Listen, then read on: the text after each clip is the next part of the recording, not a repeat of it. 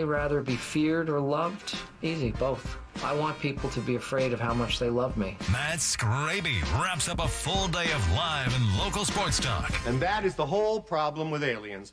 You just can't trust them. Occasionally you meet a nice one, but usually they turn out to be some kind of big lizard.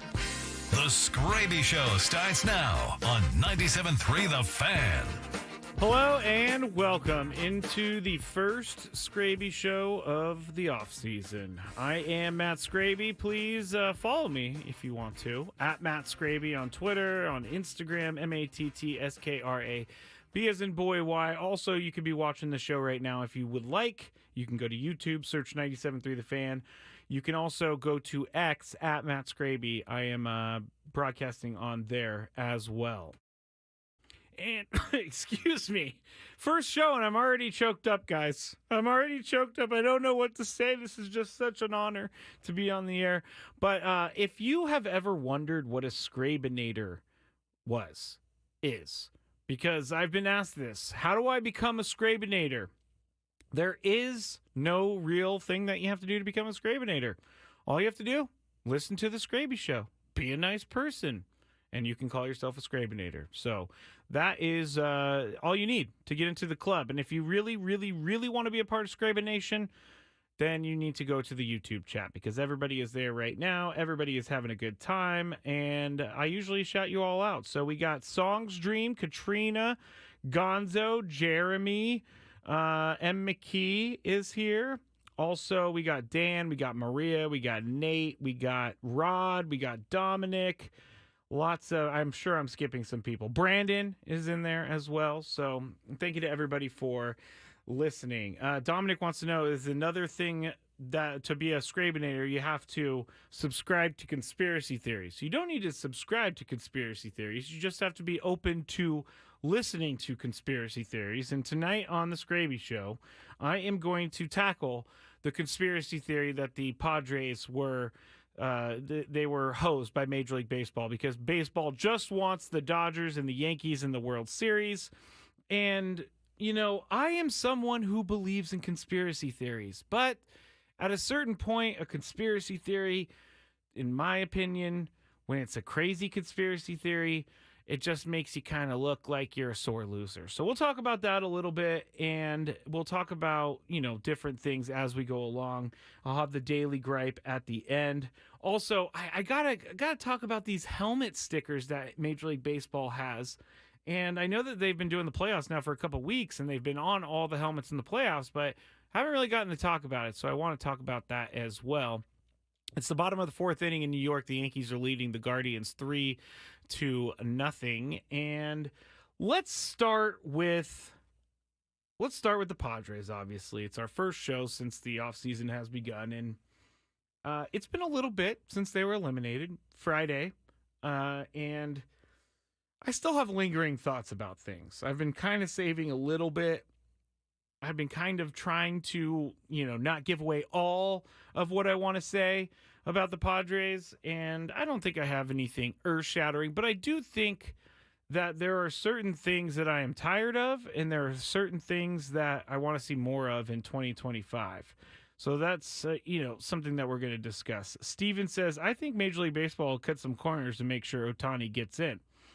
I don't disagree that they may cut corners, but I don't know how big these corners are that they're cutting. So we will talk about that. But the Padres, I don't know how else to categorize what happened with them last week on Friday, Game 4 and Game 5.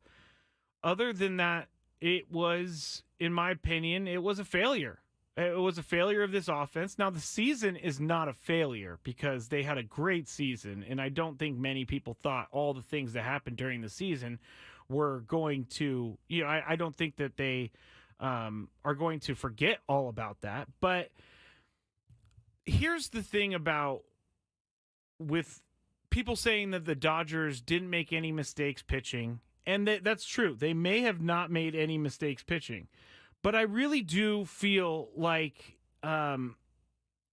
it's hard for me to accept that as to why the season ended. Because this entire season, or at least the second half, let's talk about the second half. I think in the second half, this team showed us they can hit. They can hit in any certain situation. They came back so many times throughout the years. There were so many times that this team was down and out, and we saw them come back and win games. So I'm still partially stunned that the Padres did not come back in Game 4 or Game 5 and win those games because of all that we were shown throughout the year. And, I'm not usually hard on the team, but in this case, even if the Dodgers didn't make any mistakes, I think the Padres offense as a team, you got to dig down deep and figure out how to get on base and figure out how to drive in some runs in the playoffs. There's just no way around it. You cannot have the bats go cold in the playoffs, and that's exactly what happened with the Padres. I mean, I was at that Game 3 where Fernando and all of them had that 6-run inning, and Fernando hit the last home run of the season for the Padres. And to think about that moment right there, and to think that 3 days later the Padres were going to have been shut out in back-to-back games, it's so incredibly hard for me to believe that. The Padres were one of the best hitting teams in baseball this year. And I know that these guys are trying. I know that they're not going up there and just not caring. This is the playoffs. And for anybody who says that they don't care, I can't get behind you on that one. Mainly because these are legacies that we're talking about now. No one wants to go down as the guy who couldn't get it done in the playoffs. But I don't know how it really, really happened to this team at the end. And the feeling that we had going from Game 3 to Game 4 was elation. Now, I will say, I may have thought that the Padres were going to win a little bit easier than I should have, because I thought no chance that the Dodgers win Game 4. Padres are at home. They have the home field advantage. We've seen how great the fans were so far in the playoffs, the 2 wild card games and then the 1 Dodgers game, Game 3. And it was night and day a difference from that team in Game 3. I would say that team, let's just go back to the team in Game 2. The team in Game 2 and the team in Game 5, completely different team. And I'm still struggling to make sense of how it went from riches to rags, I guess is what I can say.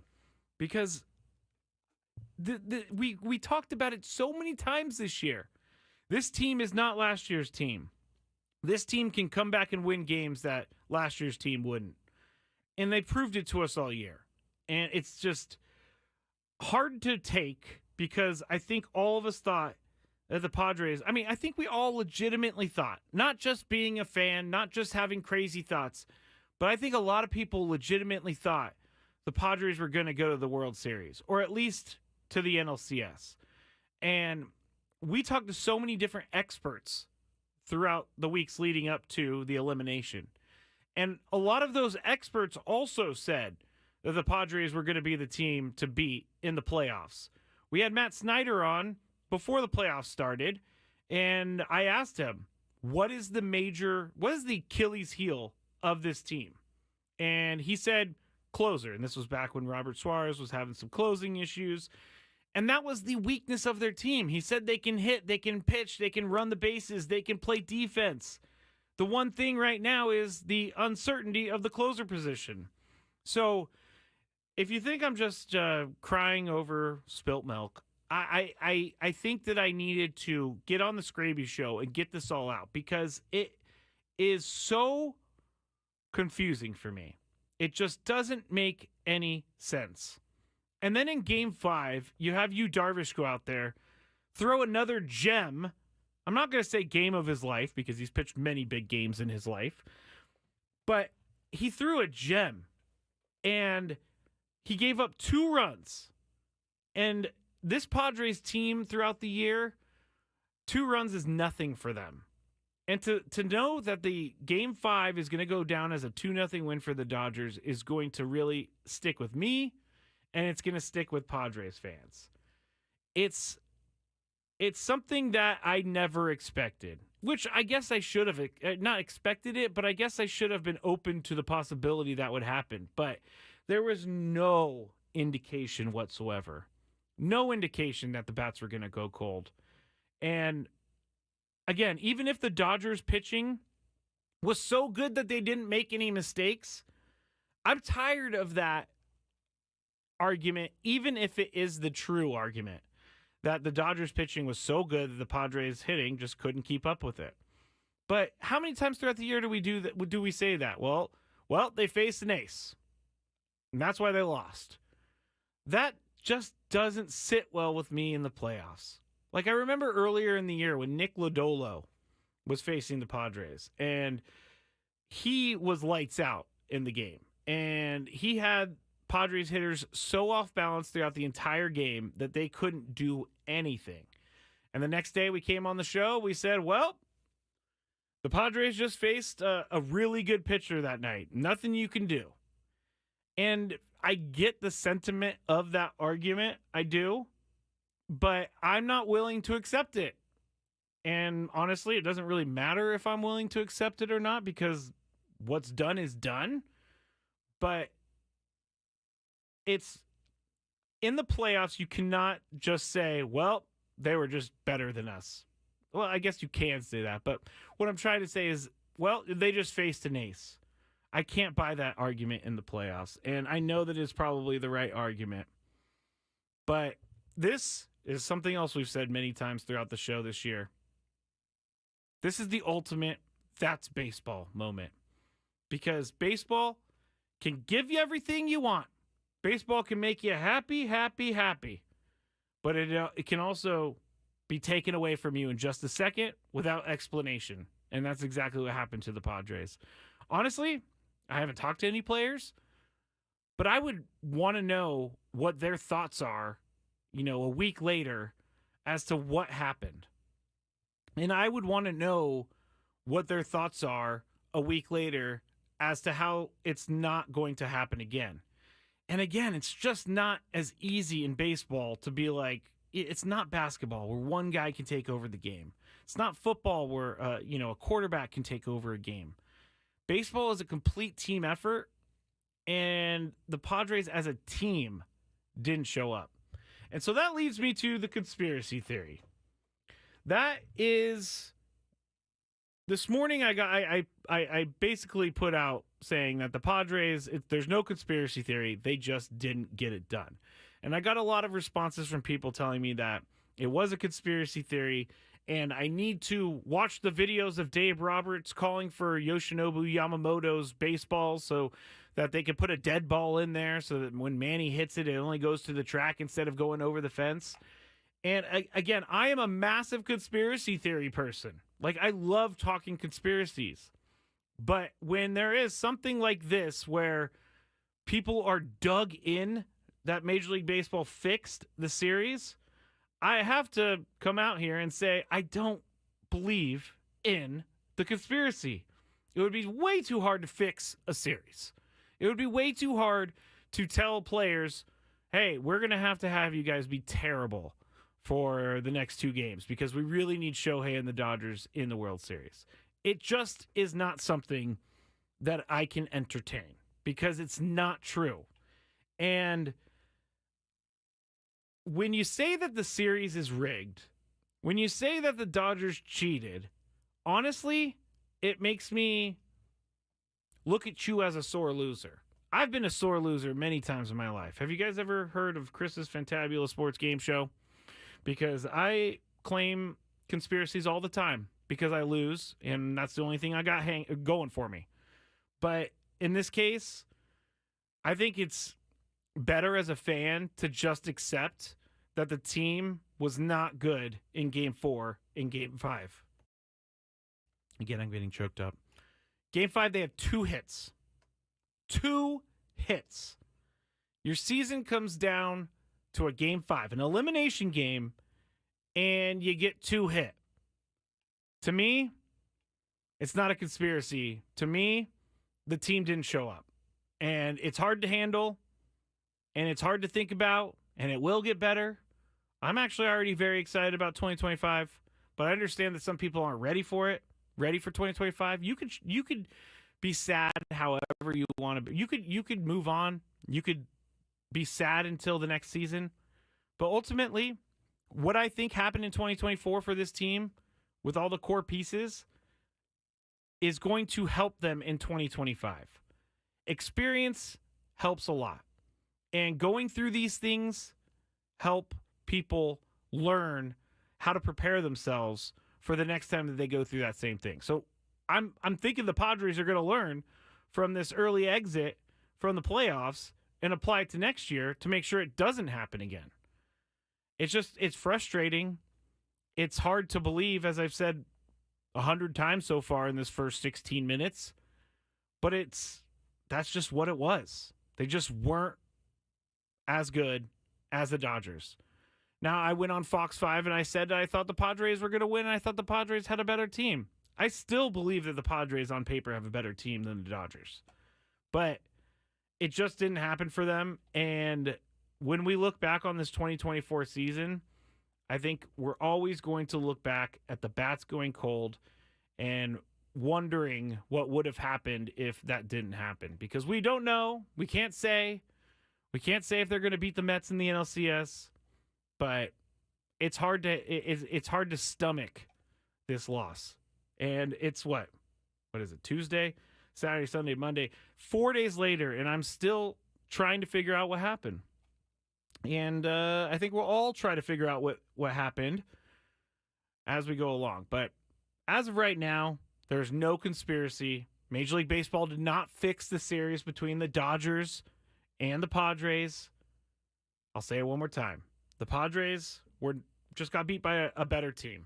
And as hard as it is to say that, it's the truth, and I think it's important to say the truth. All right. This is the Skraby Show. I'm Matt Skraby. Thank you for joining us. We're just getting into it. We still have some things that we need to talk about, like the Gold Glove nominations and awards like that. We also I want to talk about the MLB helmet stickers, and then possibly later on, I want to bring up the 2025 Ryder Cup ticket prices, which are insane. And I don't like it when events gouge fans. So all of that is ahead. Stick with us here on the Skraby Show. Back shortly.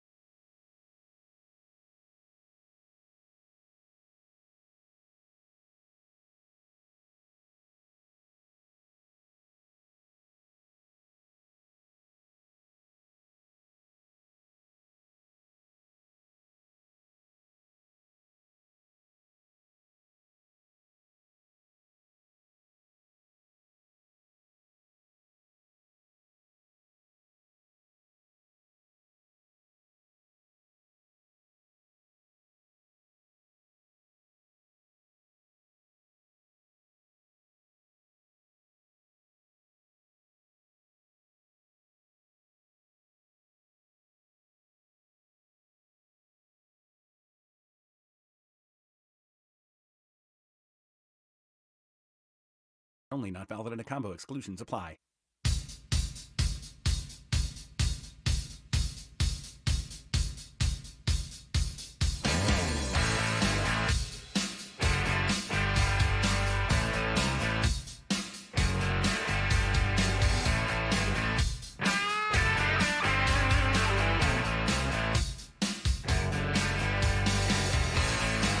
Matt Skraby back with you here on 97.3 The Fan, The Skraby Show, The Skraby Chronicles, whatever you want to call it, is fine with me. Thank you for joining me. You can join us on YouTube if you would like. You can watch the show if you just go to YouTube and search 97.3 The Fan. You can also go to my Twitter page at Matt Skraby, MattsKraby, as in boy, Y. And we were just talking about the Padres and about what happened and not knowing what happened with the team last week against the Dodgers in Game 4 and Game 5. Got a call on the break from Jeffrey, so we're going to go to Jeffrey. See what he has to say. Jeffrey, hello. How are you? Hey, how's it going, Scrabs? Pretty good, pretty good. Every day since the game season started. Hey, thank you very much, Jeffrey. I appreciate that. What did you want to tell everybody about what you thought happened in Game 5? Well, you see the Padres when they play all season long. You look in the dugout, they're dancing, they're smiling, they're having fun. In Game 5, they looked tense, they looked scared in their eyes because they knew what was going to happen. They just didn't have that fun, that vibe. You know what I mean? I do. Thank you, Jeffrey, for the phone call. I do exactly know what you mean, and I can't say that I didn't see their eyes before the game, so I can't say that they had that look in their eyes, but I definitely think that there was some added pressure on the Padres. It's not lost on me that so many pundits, baseball experts, picked the Padres to win the World Series or at least get to the World Series, and with that comes a lot of pressure, and you have a lot of media around you in the playoffs, and so going into Game 5, I can totally see the team being tight for sure. And knowing that the end was near, coming off of a Game 4 where they didn't do anything at the plate, coming off of a Game 3 where they did something at the plate up until like the 4th inning, and then they didn't do anything else after that. I do think that they did seem a little bit different. And you can't do that. You have to be playing your game. So when Jeffrey says that he didn't see the fire in their eyes, he didn't see the fun that they were having, I do agree that it seemed like they went away from what got them there, which was to have fun and to not worry no matter how bad things got. And you have to care. You have to find a way, even when things are stacked against you. You have to find a way to play your game, and you have to find a way to continue to do what you did that got you to where you are. That was a lot to say, but I think everybody got it. You can't be getting back in the dugout and being serious and looking at the iPad and trying to figure out what you're going to do with your swing. Like, I don't necessarily think that they need to be really messing around in the dugout or anything, but celebrate the little things like they had. I don't know that they got many things to celebrate in Game 4 or Game 5, so it was hard for them to get going. I know in Game 4 when Mookie Betts hit the home run in the first inning, it took the crowd right out of it, which the crowd at Petco Park is one of the biggest advantages that the Padres have. And when you take the crowd out of it from inning number 1, it's going to be so difficult for the team to get the crowd back into it. Now, it would have been easy if they would score some runs. But when Mookie Betts hit that home run, everybody sat down, things got very quiet, and it was really hard for the Padres fans to get into it and make a difference like they had been making a difference. And so, Jeffrey, when you say that, I agree. They did seem a little tight, and that's something, these are things that they're going to have to learn as they go on. So thanks for the phone call, Jeffrey. I saw it in the chat. A positive for the Padres here in the postseason was that a lot of these guys got postseason experience. And I'm not going to say it feels better to know that there are guys having postseason experience over, the Padres still playing right now. Like Monday was a tough show. It was a tough day for everyone because I think we all felt like I think we all felt like the Padres should have been playing on Monday. I know and maybe this is my fault. I had plans to be watching the Padres on Monday. I did not have plans to do a 2 to 4:30 show before Monday Night Football. I had plans to be with Chris after Sammy left, doing a post-game show after NLCS Game 1. And it didn't happen. So it stinks. It really, really, really does stink. The Yankees and the Guardians right now, Garrett Cole was taken out of the game. I'm not sure what actually happened here to end the inning, but I do know the Guardians scored another run. So the Yankees are leading the Guardians right now 3-2, but it got a little bit closer. Let me go see and make sure I know exactly what inning it is before I start talking about how it's getting late. It is the bottom of the 5th. So still some time for Cleveland, and the Yankees are up 3-2 in that one. Real quick, the Gold Glove thing, if you didn't hear, the Gold Glove nominations came out today, and there were no Padres nominated for a Gold Glove. Now, I did not expect for Manny Machado to be nominated for a Gold Glove because he didn't play enough games at third base. He played 100 games at third base, and that's just not going to be enough to get a Gold Glove when guys are playing 140, 150. I am surprised that Jackson Merrill was not nominated for a Gold Glove, and we talked about this a little bit earlier on Gwen and Chris, and Tony was educating us on what kind of criteria you need to be nominated for a Gold Glove. And although throughout the year I saw Jackson Merrill play really great center field all season long, Tony said it was right for him not to be nominated for a Gold Glove because when you're looking at a Gold Glove, you're looking at guys that make plays that aren't usually made. And Jackson did plenty of that this year. But if Tony says, a former professional outfielder, if he says that he agrees with the non-nomination, then I'm going to go with it. But here's where I really want to go with this.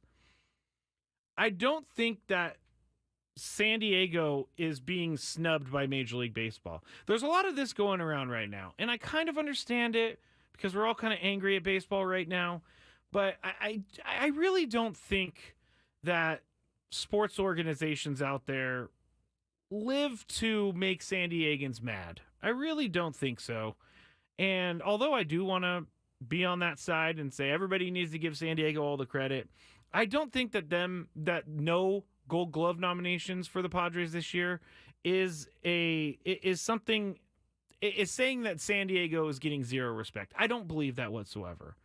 I don't think, honestly, I guess I'm being truthful, and I'm always truthful, but I guess I'm being more truthful than ever. I don't think any Padre really deserved a Gold Glove.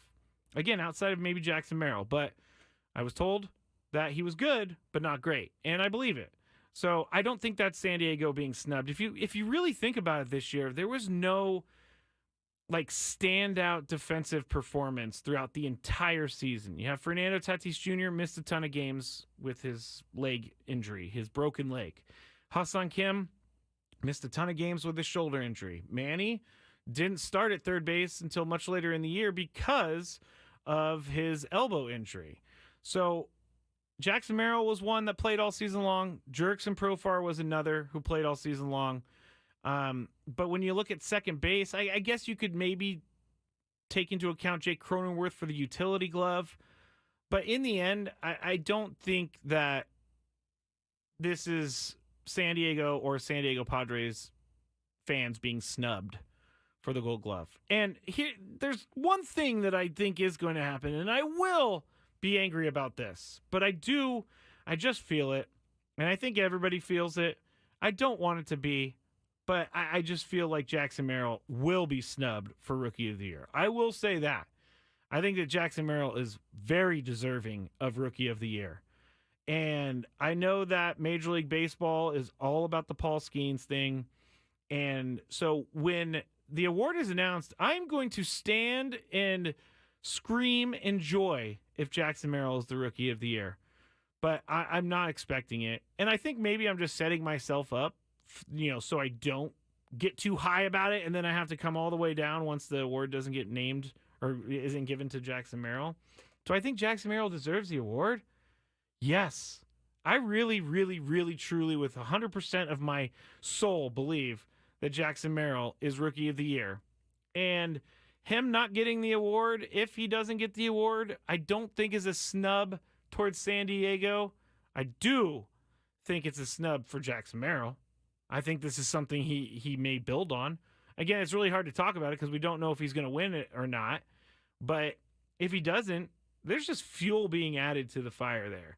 And combine that with Jackson Merrill taking in everything that happened after Game 5 with the Dodgers celebrating on their field and him sitting in the top step of the dugout just watching everything. I do think that Jackson Merrill is someone who is going to use that as fuel. And I just think he's only going to get better. That's the hope, right? He only gets better, and using these sort of things as fuel will drive him to get better. But again, we don't know if he's going to win Rookie of the Year or not. I personally think he is Rookie of the Year. M. McKee says snubs across the board for SD. I don't think so. I don't think that San Diego got snubbed. Not yet. When Jackson Merrill, when that whole Rookie of the Year voting comes down, then we can talk. And we will have a Skraby Show around that time. I don't know when the awards are given out or anything like that, but we will be covering them. And Jackson Merrill, don't you worry. Jackson Merrill is going to be a part of this team for a long time. We already talked about how they already once approached him about an extension before the season. Now that got a little bit more expensive for the Padres, but I wouldn't be surprised if we hear about Jackson Merrill signing an extension with the Padres this offseason. It wouldn't surprise me if he didn't, but I feel like Jackson Merrill loves playing on this team. He loves San Diego, and I know that San Diego loves him. That's one guy I want to see in a Padres uniform for a very long time. We could talk about Jurickson and Profar next season. We could talk about Tanner Scott, all of that. But there's one player that is not under long-term contract like the Manny, Fernando type deals. I know we have Xander too. But Jackson Merrill is someone that they need on this team for a long time. And it needs to be something that they prioritize, in my opinion. Now, we don't know how much the Padres are going to spend in the offseason or anything like that. But if at one point we're talking about a Jackson Merrill contract happening this offseason, it would not surprise me, and I would be all for it. When we get back here on the Skraby Show, we are going to talk about the MLB helmet stickers that have made their debut during the playoffs, and I haven't really gotten any reaction from you out there. So if you're on the chat, please let me know what you think about these MLB helmet stickers that have debuted during the playoffs, because I don't want my opinion to be the only one. So stick with me. We still got the Daily Gripe ahead. We got Ryder Cup ticket prices, and maybe I'll take a shot at Shohei Ohtani when we get back on 97.3 The Fan. The biggest.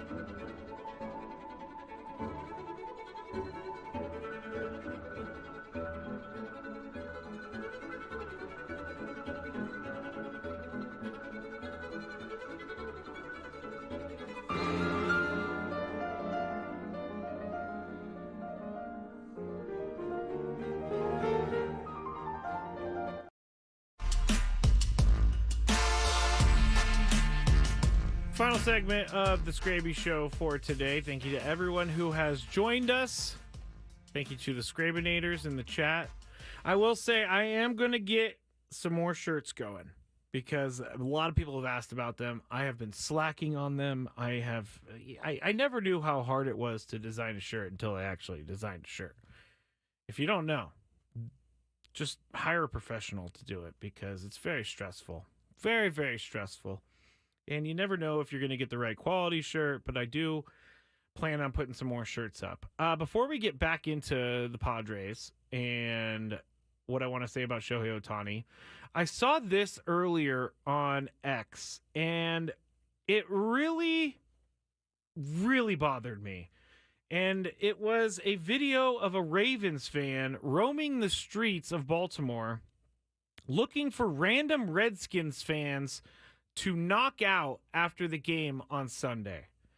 And so there is a guy, he has been found, and I'm going to tell you what happened to him in just a second, but there is a guy walking around in a Lamar Jackson jersey, and he's just screaming about how he wants Commanders fans, and he doesn't lose, and then he just attacks these two Commanders fans on the street, just punches one right in the face. The guy goes down, looks at the other one, all while it's on video. If you want to see the video, you can. It's disgusting. At Matt Skraby on X. But there's a guy who's videoing this, egging it on, and there's a guy who clearly knows he's being videotaped and filmed, and he loves it. Now, this person is no longer on the streets, and I'm very happy about this because the fan has been arrested and the fan has been charged, meaning they are facing charges of attempted murder. And this makes me so happy. This makes me so incredibly happy because there are so many people out there that do things for social media clout that are so wrong and so disgusting in my opinion. And this is one of those things. These poor Commanders fans just walking down the street get punched in the face by this guy. And this is where social media does make me happy, is they decided they were going to go find out who this guy was, and they were going to dox him, basically, out him to everyone. And so they found out who he was. They found out where he worked. He is no longer employed. He is in jail right now for attempted murder. But I will say more has come out about this guy. And apparently his dad's very rich, and his dad has been getting him out of problems for a long time. But I don't know that you're going to get out of attempted murder. Now, attempted murder is a pretty serious charge. I don't understand. This is a side thing. I don't understand how attempted murder is less than a murder charge, because if you murder someone, you're going to probably go to prison for life or at least a very long time. But if you attempt to murder someone but you don't succeed at it, you get a lessened sentence. Anyway, I'm not a lawyer or judge or anything like that, so I should probably get off of this subject of attempted murder versus murder. But when social media comes together and really, really does good things, like getting this guy doxxed and getting him arrested and all this other stuff is great. And then the cameraman too has also been, I don't think he's been arrested for attempted murder, but he has been apparently contacted by police. So again, you can see this video at Matt Skraby if you want to, but really, really, really disgusting stuff. Happy that the person who did all this stuff is arrested and has been charged with attempted murder. Moida. All right. Here we go on my Shohei Ohtani thought. And now that the Padres are eliminated, I could say I don't necessarily hate Shohei Ohtani as much as I may lead on while the Padres are playing them. I do hate the promotion of Shohei Ohtani during the game broadcast because it's crazy to me. But Shohei Ohtani, he is not very good during the playoffs. He has not been good at all. He's hitting .222 right now in 7 games. His OPS is .677, and he has struck out 12 times this postseason. 12 times Shohei Ohtani has struck out, and I'm trying to confirm, but that's tied for third most in the playoffs.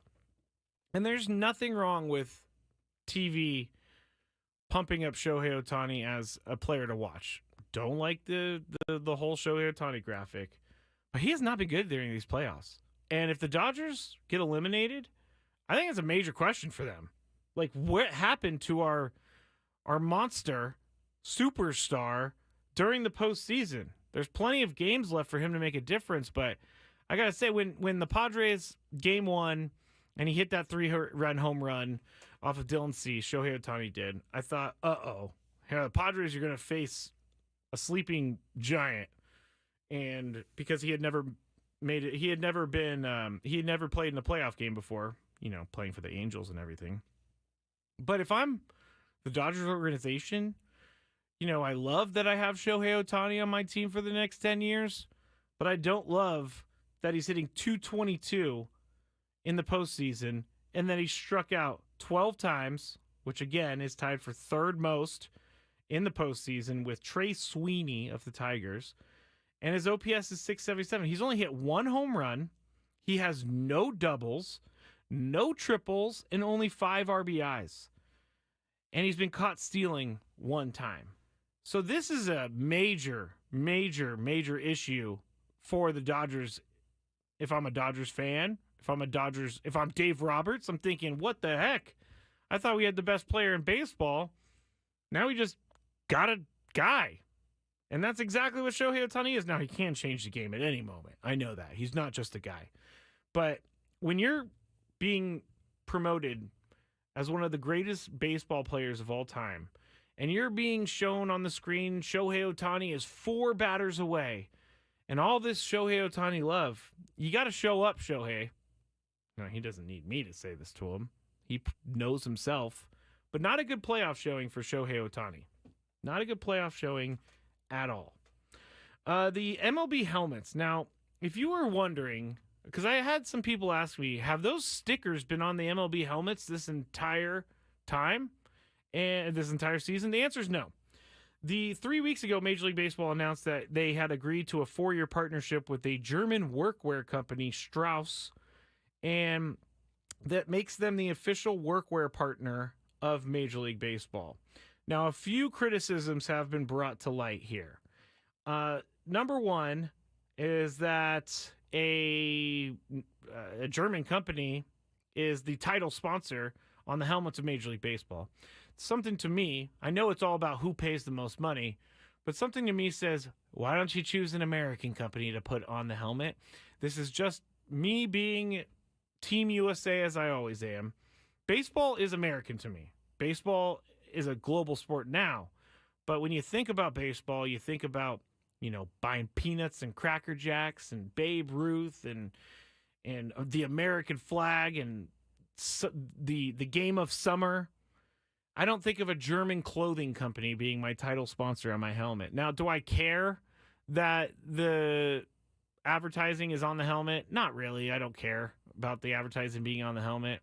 I care mostly because I just don't know when enough money is enough money for these owners around sports. It's not just baseball. It's also the NFL as well. The NFL is always pushing the limits for more money. Roger Goodell is talking about having an international Super Bowl now, talking about expanding international games to 16 games. And I was trying to get someone to listen to me in the break earlier today, but the guys were ignoring me. I think that at a certain point, these leagues are going to start angering their base customers, which are us. I have no problem with growing the game. But when you start to focus on other countries and other fan bases instead of the fans that you already have, I think that's wrong. It's wrong. You're blocking out the fans that got you to where you are. And it's all in the name of greed. It has nothing to do with, well, we want football to be a game around the world. We want baseball to be a game around the world. No. What it is the owners getting richer and the owners really, really being greedy in this whole thing. Now, I don't know that how many owners I'm sure that the owners had to vote on this helmet thing, but for the time being, it just looks like a money grab to me. And I'm not a fan of money grabs. I'm a fan of doing the right thing. Like if they were to have, integrated this into the uniform for a little while, like they did with the patches on the uniform. The patches on the uniform don't bother me at all. Again, it's another money-making opportunity. But you just show up in the playoffs with a new sticker on the helmet saying Strauss. No one knows what it is. No one really wants to know what it is. It's one thing and one thing only, and that's padding your pockets as an owner. Let me go back to the chat and see how many people have left because I've been getting on my soapbox. Anthony said should have been Dickies on the helmet. I love that's really funny. The Dickies clothing line. That's really, really hilarious. Let's see what else. Oh, they say they could put on the Padres helmets. AleSmith 394. Kirsten says would like a Skraby interview with Preller. I don't know how much I'll get out of him, but maybe one day. Maybe one day. Jack says the stickers are dumb. What else? Not really else. Nothing else about the stickers here. Anthony says playoff Tatis over playoff Shohei. Yes, I agree. Anyway, all right. We're coming to the end of the first Skraby Show of the offseason. I will get a lot better at the Skraby Show, but for right now, we need to do one of our favorite things. What's annoying Skraby today? Let's find out. It's time for the Daily Gripe. Forgot where the button was. All right, my Daily Gripe today. I had a million of them, and it was gonna be the parking lot thing, with not wanting someone to get in front of you in a parking lot when you've already been trying to leave, specifically after Padres games, and you're in line to leave the parking lot, and someone tries to weasel their way in after you've been waiting for 25 minutes and they've been waiting for about 30 seconds. That annoys me. What also annoys me is this, and it's a dog park one. There was a guy at the dog park recently who came up to me and told me that my dog Lucky was being a quote-unquote nuisance to his dog. Now, I can tell you for a fact, Lucky was not a nuisance. Lucky is never a nuisance. This is not me just being like, hey, I'm a dog owner, my dog can do no wrong. If Lucky was doing something wrong, I would go over there, I would grab him, and I would take him back over with me. That's not the issue. What the issue was is that Lucky was chasing his dog so he threw a tennis ball. His dog's a golden retriever. Lucky loves golden retrievers. He's half golden retriever. So his dog goes racing after the tennis ball. Lucky doesn't want anything to do with the tennis ball. He just wants to chase the dog. Doesn't even touch the dog. Doesn't nip at the dog's heels. Just wants to run around with the dog and be a dog. And this guy comes up to me and says, your dog's being a nuisance. Can you make him stop? And I said, sure, but what is he doing? He's like, well, he's chasing too close to my dog. And I scratched my head And I said, is he actually like taking the ball or anything, or is he biting your dog? He said, no, he's just chasing too far behind my dog. And I said, okay, sir, but you do know this is a dog park that doesn't require leashes at this time. I'm doing everything right. He said, yeah, but I just want my dog to be able to enjoy the dog park. My daily gripe, don't come to a dog park if you don't want your dog to interact with other dogs. That's the gripe. That's it. Right there. Thanks, everybody, for listening. I'll be back tomorrow night. Skraby Show out for right now. Talk to you again tomorrow.